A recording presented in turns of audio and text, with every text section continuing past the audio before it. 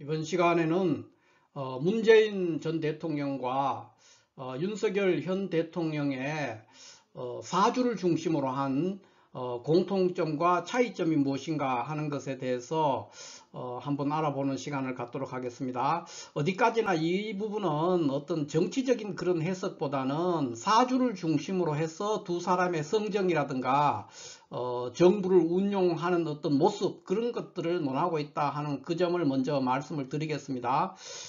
먼저 우리가 보통 문재인 대통령과 윤석열 대통령 정부, 이 두 정부는 굉장히 차이가 많은 것처럼 얘기를 합니다. 그리고 문재인 정부는 굉장히 문재인이란 사람, 이 사람은 굉장히 성인 군자 같은 그런 모습으로 많은 사람들이 이야기를 하고 있고, 윤석열 대통령은 굉장히 나쁜 사람인 것처럼 이렇게 많이 묘사되고 얘기를 합니다. 물론 이제 안 그런 분들도 굉장히 있지만 현재 두 사람의 지지율이라든가 그런 것들을 살펴볼 때 그런 형태의 평가가 주류라는 것이죠. 그러니까 문재인 대통령은 퇴임할 때까지도 40%대 중반에 40% 중반대에 있는 그런 지지율을 유지했고, 윤석열 대통령은 현재 20%대 언저리에 있는 그런 지지율을 보이기 때문에 그 지지율 차이 때문에 이제 윤석열 대통령에 대해서는 굉장히 부정적인 평가를 하고, 문재인 대통령은 뭐 무슨 성인군자라도 되는 것처럼 그렇게 평가를 한단 말이에요. 그러나 실제는 그렇지 않습니다. 이 사주상으로도 그렇고, 이제 이분들의 이제 정부의 하고 있는 정부의 진행 업무 처리 모습 이런 것들도 비슷한데, 결코 문재인 대통령은 성인 군자라든가 또 윤석열 대통령은 굉장히 나쁜 사람, 그렇지가 않습니다. 똑같다, 저는 그렇게 보는데, 먼저 같은 점이 뭐냐, 공통점과 차이점을 우리가 살펴본다 그랬어요. 사주를 중심으로 한 공통점과 차이점입니다. 자, 그렇게 봤을 때 먼저 이 사주를 중심으로 볼 것 같으면 문재인 대통령 정부 또는 문재인 대통령과 윤석열 현 대통령은 어떤 면에서 유사하냐 이렇게 볼 것 같으면은, 문재인 대통령이나 윤석열 대통령 둘 다 1번 무능하다, 무능하다는 측면에서 비슷해요. 윤석열 대통령도 그렇고 문재인 대통령도 그렇고 능력적인 측면에서는 무능하다 이렇게 평가를 할 수가 있고, 두 번째는 이제 둘 다 기회주의자다 이렇게 표현을 할 수가 있겠습니다. 첫 번째, 무능하다는 측면에서 왜 무능하다 이렇게 볼 수가 있느냐 하면은, 문재인 대통령 정부는 또는 문재인 대통령 자신은 어떻게 정치를 하고 리더십을 발휘했냐 하면은, 본인이 반드시 해야 될 일들, 본인이 반드시 권력을 행사하거나 일을 해내야 될 그러한 일들을 굉장히 우유부단하고 심사숙고하고 좌고우면하고 눈치 보고 또 사람들한테 욕을 얻어먹지 않으려고 노력을 하면서부터 진짜 해야 될 일을 하지 않음으로써 무능해졌고, 윤석열 대통령은 굉장히 과격하고 급격하고 또 안하무인 이런 식의 이제 행동을 하는데, 어떻게 보면 이제 하지 말아야 될 일을 하면서 어떤 그 무능함을 보였다는 것이죠. 그러니까 정리를 하자면 문재인 대통령이나 윤석열 대통령은 이 사주 구조도 그렇습니다. 무능하단 말이에요. 무능한데 어떤 면에 무능하냐, 문재인 대통령은 해야 될 일을 안 했다는 거죠. 그러니까 할 수 있을 환경이나 조건이 충분히 갖추어져 있었는데도 불구하고, 왜냐하면 그 당시에 문재인 대통령 때 180석을 여당이 가지고 있었단 말이에요. 그러니까 웬만한 일은 마음만 먹으면 할 수 있는데도 여론 핑계대고 뭐 우유부단한 어떤 성정, 그 다음에 심사숙고, 좌고우면, 눈치, 그 다음에 욕먹지 않으려는 그런 것들이 겹쳐져 가지고 반드시 해야 될 일들, 또 할 수 있는 역량이 있는데도 불구하고 해야 될 일을 안 했다, 그런 면에서 무능하다는 것이고, 윤석열 대통령은 굉장히 과격하고 즉흥적이고 성급하고 안하무인이고 그런 식이죠. 그렇게 해서 하지 말아야 될 일을 또 해요. 여기는 그렇게 해서 무능해진 거예요. 그러니까 둘 다, 하나는 해야 될 일을 하지 않아서 무능해졌고, 하나는 하지 말아야 될 일을 계속해서 무리하게 추진을 하거나 이렇게 해서 무능해졌다는 것이고요. 두 번째는 기회주의라 그랬는데, 기회주의적인 측면에서 문재인 대통령과 윤석열 대통령이 되게 비슷합니다. 문재인 대통령은 굉장히 얍삽한 기회주의자예요. 기회주의는 기회주의인데 굉장히 얍삽하고 보신주의자고, 절대로 내가 욕을 먹거나 남에게 빌미를 잡힐 일들, 그런 일들은 절대로 안 했단 말이에요. 그런 식으로 해서 어떤 소극적인 행태, 해야 될 일을 안 하는 거, 이런 것들도 기회주의적인 거죠. 굉장히 보신주의자예요. 자기 몸, 자기의 안위 이런 데만 관심이 있고 자신의 이해 타산에만 관심이 있었던 사람이라고 볼 수도 있죠. 그래서 굉장히 얍삽한 기회주의자다, 이렇게 볼 수가 있고, 그것이 문재인 대통령이고요. 윤석열 대통령도 기회주의적인 성향을 보는데 이것은 굉장히 무모한, 그러니까 과격하고 성급하고 난폭한 기회주의적인 성향을 보입니다. 그래서 둘 다 기회주의적이라는 측면에서는 같다는 거죠. 결국은 문재인 대통령이나 윤석열 대통령은 이 사주 구조가 둘 다 그러니까 무능하고 기회주의자인데, 그 무능하고 기회주의적인 모습을 보이는 데 있어서는 굉장히 다른 내용을 보이고 있다, 이렇게 볼 수가 있죠. 그래서 지금 뭐 대통령을, 윤석열 대통령을 탄핵한다, 어쩐다, 이런 집회도 하고 엄청 정치권에서 말이 많지 않습니까? 그러나 이것은 뭐냐? 문재인 대통령도 마찬가지입니다. 문재인 대통령은 민주주의라는 어떤 역사의 어떤 탄핵을 받게 될 겁니다. 반드시 받을 거예요. 그러니까 지금의 이 윤석열 정부를 탄생시킨 가장 1등 공신이 문재인이라는 사람이라고 볼 수가 있거든요. 이 사람의 우유부단과 눈치를 살핀다든가 자신을 보신하는 여러 가지 태도들 또는 성정, 그런 것들이 발휘됨으로 인해서 윤석열 정부가 탄생할 수가 있었죠. 지금 윤석열 대통령이 하는 정도의 권력을 행사를 했으면은 윤석열 정부는 결코 탄생할 수가 없었다는 그 점만 우리가 돌이켜봐도 제 말이 충분히 이해가 가실 겁니다. 어찌됐든 이 두 사람은 그러한 측면에서 이 공통점을, 그러니까 무능하다든가 기회주의라는 측면에서 내용은 다르지만 그런 모습을 보이는데, 문재인 대통령은 역사의 탄핵을 받을 것이다. 민주주의 역사의 탄핵을 받을 것이고, 윤석열 대통령은 아직 시간이 조금 남아 있습니다만은 실질적으로 어떤 형태로 벌어질지는 가늠할 수가 없고, 적어도 1년에서 내년 한 중반, 그렇죠, 내년 한 여름 정도까지는 직접적인 탄핵이라든가 이런 것은 일어나지 않을 것이고, 내년 하반기부터는 굉장히 어렵고 힘든 국면에 더욱 심각하게 진입할 것이다. 그러니까 그것이 탄핵이 될지 뭐가 될지는 모르겠습니다만 지금도 거의 식물 대통령이나 비슷한 상황인데, 그때 가면 그것이 훨씬 심화될 것이다, 이렇게 보는데, 어찌됐든 두 사람 다 문재인 대통령이라고 해서 성인군자가 아니라는 거죠. 반드시 민주주의 역사에 오늘의 이 책임, 혼란스러운 이 책임을 창출하는 데 1등 공신의 역할을 했기 때문에 문재인 대통령은 반드시 민주주의 역사의 탄핵, 이것을 받을 것이다, 이렇게 예견해 볼 수가 있겠습니다. 자, 그러면은 이 두 사람의 사주를 구체적으로 한번 살펴보겠습니다. 그러면 어떤 부분이 특징이 있느냐, 이렇게 볼 때, 지금 문재인 대통령은 현재 경신대운 갑진년에 와 있습니다. 그러니까 이 사주는 축월의 을목으로서 계수와 임수가 투관하고 병화가 투관돼 있어요. 이렇게 돼 있으면 우리가 이걸 격국으로 치면은 인다용식의 격국이 됩니다. 인다용식으로 격국이 이루어져 있는데, 지금 경신대운에 와 있다는 것은 이거는 이제 이 구조 자체는 큰 문제가 없습니다. 그러니까 지금 편인투식, 인다용식으로 해서 이 병화가 정관을 보지만 당장에 큰 문제는 생기지 않아요.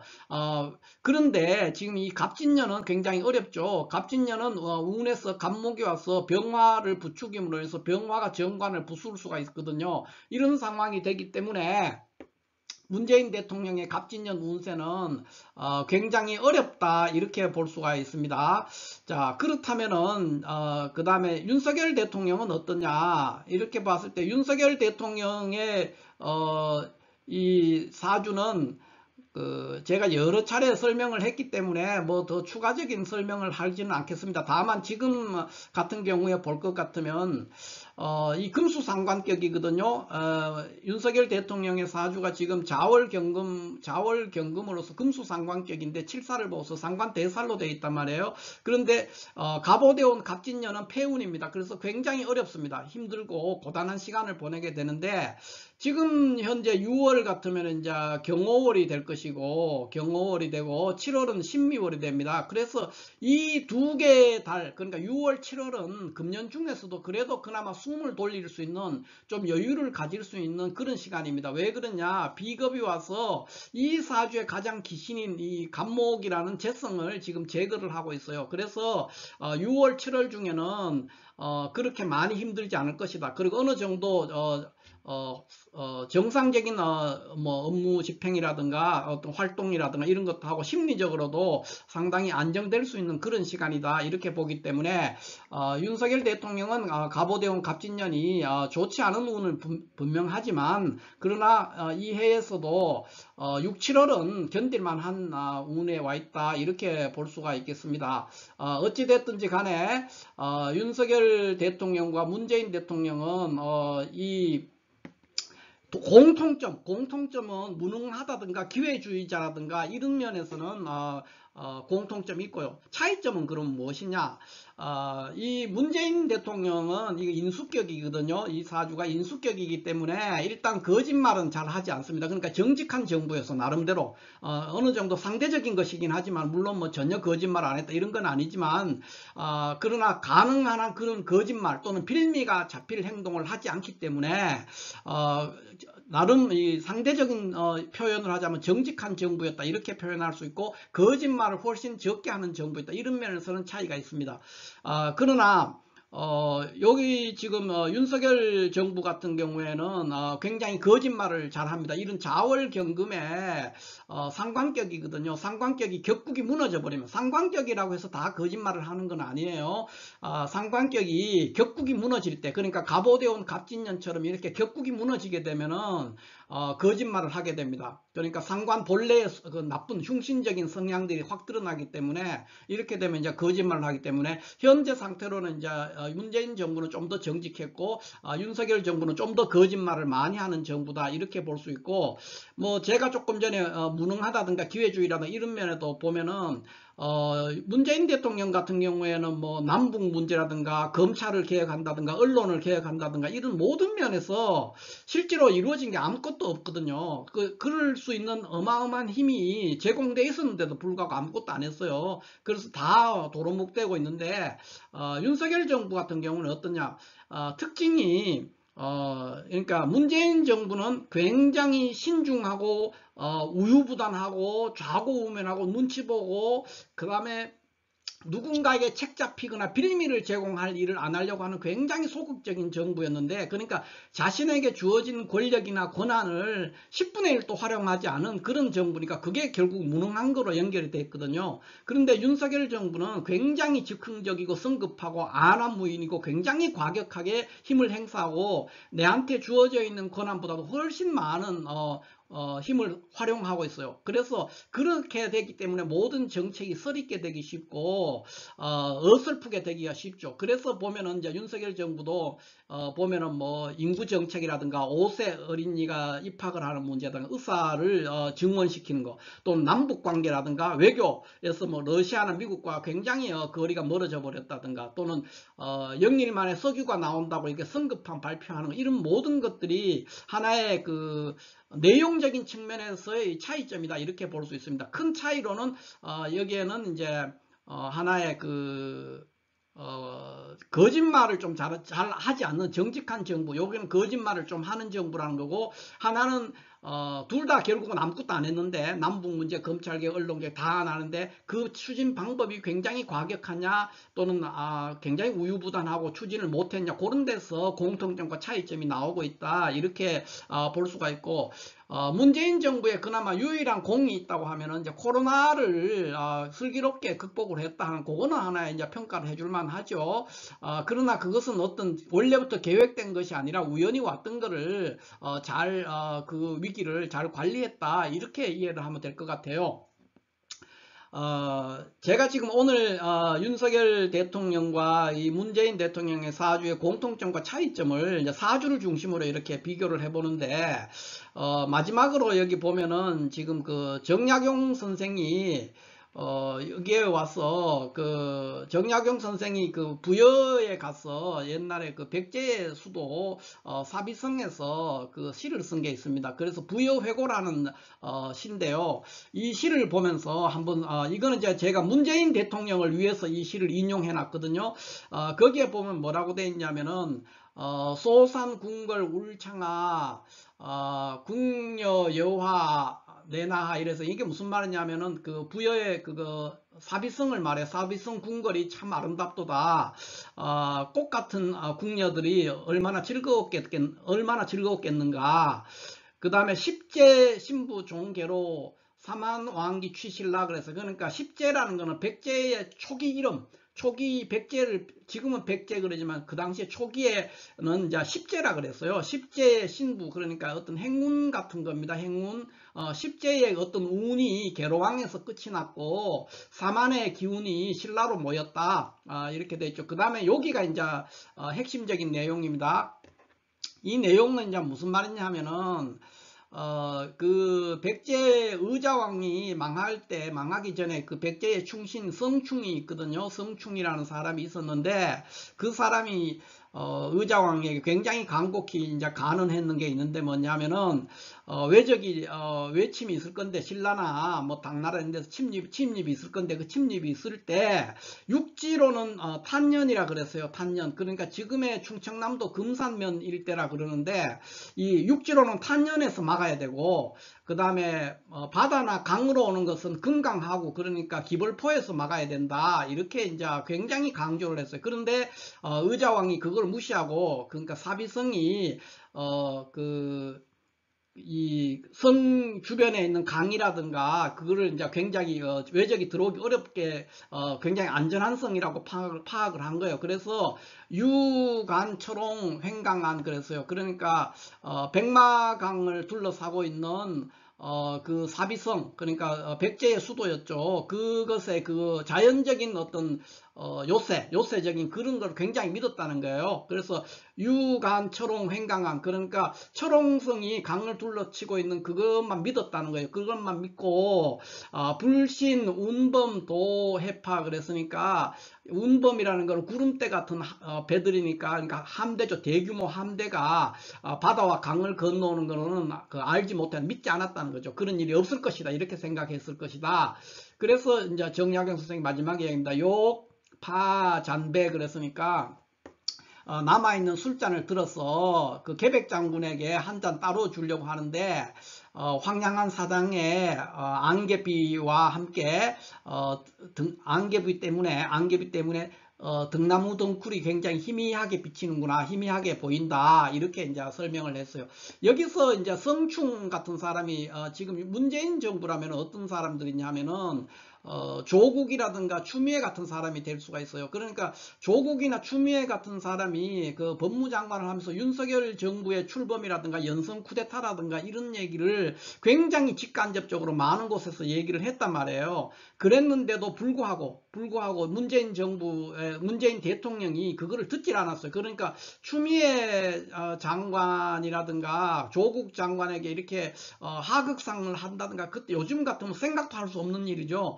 그런 일이 막 벌어졌을 때도 문재인 대통령이 추미애나 조국 장관에게 힘을 실어주지 않았거든요. 결국 그리고 자기의 권력도 행사하지 않고 있음으로 인해서 윤석열 정부가 탄생하는데 1등 공신의 역할을 했다 이렇게 볼 수가 있죠. 그래서 문재인 정부와 윤석열 정부는 또는 두 사람의 성정도 동전의 앞뒷면 같은 거예요. 괜히 윤석열 대통령은 굉장히 과격하고 거칠고 안하무인이고 이렇게 보이지만은 문재인 정부는 어떻게 보면 더 나쁜 사람일 수 있어요. 문재인 대통령은. 그러니까 뒷구멍으로 얍삽하게 그냥 자기의 할 일을 전혀 안 해버린 사람이죠. 왜 힘이 없을 때는 못하는데 힘이 없다 그래서 국민들이 180석을 만들어줬단 말이에요. 그런데도 그걸 안 했다는 것은 더 이상 뭐 할 말이 없죠. 그리고 그걸 직접적으로 얘기했는 사람들이 또 자기 눈으로 봤는 것이 추미애와 추미애 장관과 조국 장관이죠. 그러니까 이 두 사람은 문재인 대통령이 정말 검찰개혁이라든가 언론개혁을 할 거라고 생각하고 나섰다가 큰 낭패를 보고 고생을 엄청 하고 그런 일이 벌어졌지 않습니까? 이런 모든 것들은 결국 무능한 문재인 대통령이고, 지금 이제 김정숙 여사 문제가 이제 막 이슈가 되기 시작하니까 역시 이분도 그 얼마나 얍삽한 사람이냐면 자기 부인이 문제가 되니까 전면에 드러나서 막 얘기를 해요. 윤석열 대통령도 그러고 있잖아요. 그러니까 그런 면에서 굉장히 기회주의적인 성향을 보이고 있다. 그리고 현재 수많은 사람들이 이렇게 윤석열 정부에 대해서 뭐 주말마다 집회를 하고 이렇게 할 때 문재인 대통령이 이런 자신의 과오로 인해서 이런 사태가 벌어진 것에 대해서 한 번쯤 사과를 해야 됩니다. 그런데 그런 것을 전혀 하지 않고 있거든요. 그러다가 자기 부인이 이제 공격을 받으니까 전면에 나서서 뭐 어쩌고 저쩌고 얘기를 하는 것은 굉장히 사리에 맞지 않다, 이렇게 보여집니다. 제가 이 투표권을 가지고 난 이후에 모든 대통령 선거를 다 참여를 했는데 제가 여당 출신 후보에게 투표하는 게 한 절반쯤 되고, 또 야당 출신 후보에게 투표하는 것도 한 절반쯤 되는 것 같아요. 그러니까 여야 출신 후보들에게 대통령 선거를 기준으로 했을 때 제가 한 5대5 정도의 투표를 했어요. 5대5 정도를, 그러니까 저는 뭐 여당만 찍었지도 않고 야당만 찍었지도 않았는데 두 군데 다 비슷한 비율로 찍었던 것 같아요. 그랬는데 제가 직접 찍어가지고 대통령이 된 사람 중에서 제가 가장 후회하는 사람이 문재인 대통령하고 그 이명박 대통령입니다. 이 두 사람을 제가 투표를 해놓고 굉장히 후회를 많이 했거든요. 이런 케이스가 정말 이렇게 일이 흘러가고 이렇게 일을 안 하고 이렇게 엉뚱하게 할 줄은 정말로 제가 예측을 못했어요. 그런데 그 결과 지금 문재인 대통령의 무능함과 얍삽함, 이런 것이 지금 윤석열 정부를 탄생시켰거든요. 그렇기 때문에 문재인 정부와 또는 문재인이라는 사람과 윤석열이라는 사람은 동전의 앞뒷면 같은 존재다, 이렇게 볼 수도 있겠습니다.